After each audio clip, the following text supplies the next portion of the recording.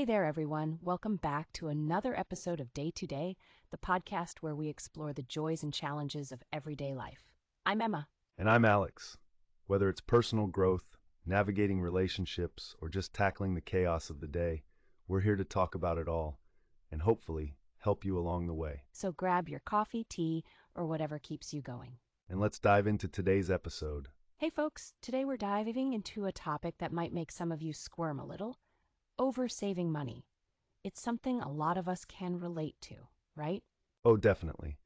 I think we've all had that friend, or maybe it's us, who can't quite bring themselves to spend even on things they love. What do you think is behind that? Yeah, it's interesting because saving money is generally a good thing, right?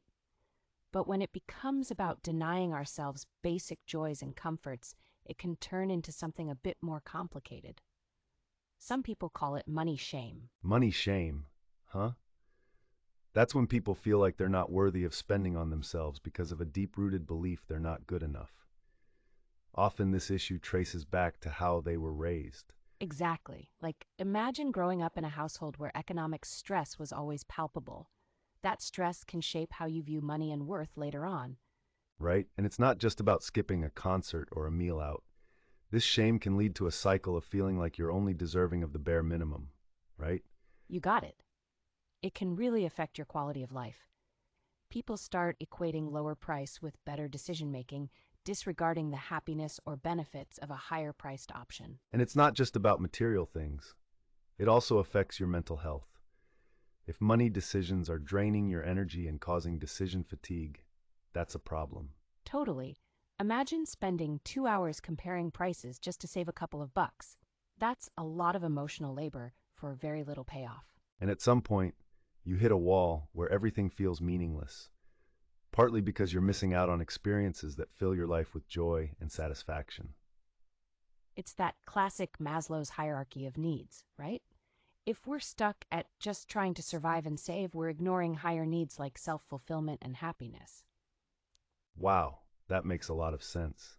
Then there's the social aspect too, cutting down on social activities because they're perceived as unnecessary expenses, which can lead to loneliness.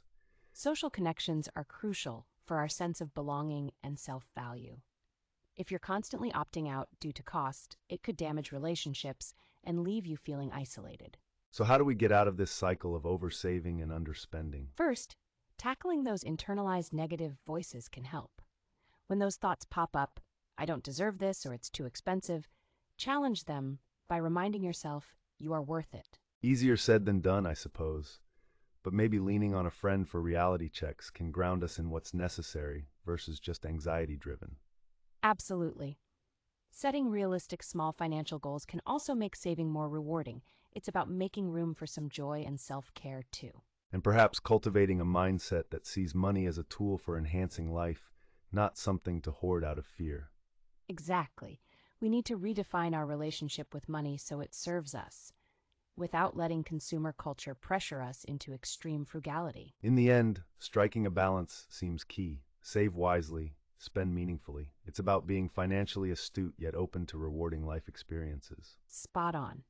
It's about making sure our financial goals align with a happier and more fulfilling life day to day. Plus, one might argue, what's the point of wealth if it doesn't enhance your life? So true. Finding that sweet spot of saving money while living fully is the real goal. Maybe it's time we all take a closer look at our money habits. For sure. And for those listening, remember that it's a journey, just like with any personal growth. Be patient and kind to yourself. Well, that wraps up this insightful chat on money and self-worth. Hopefully it sparks some reflection for our listeners. Thanks for joining us today, everyone. Remember, you're worth every bit of comfort and joy you can give yourself.